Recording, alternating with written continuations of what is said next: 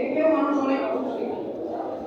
সেই জন্য আমি আদর্শের সংগঠন বাংলাদেশ ইসলামিক সমন্বয় পরিষদ, এখানে অলরেডি ছাত্র এবং যুব সংগঠনে কেন্দ্রীয় সংগঠনও দাঁড়িয়ে গেছে। আগামীতে আরো অনেক সংগঠন দাঁড়াবে।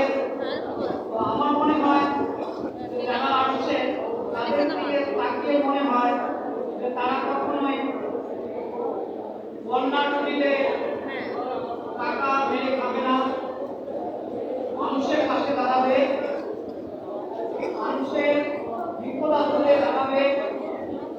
এটা আমার কাছে মনে হয়।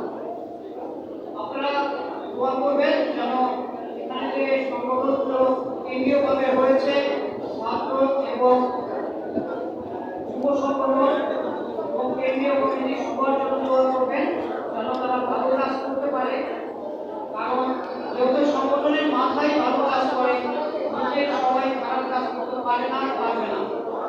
দোয়া করবেন। আসসালামু আলাইকুম।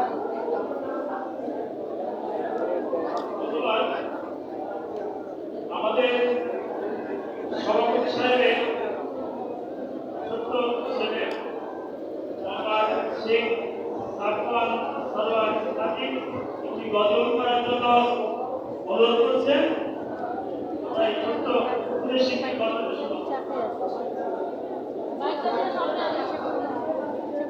স্যার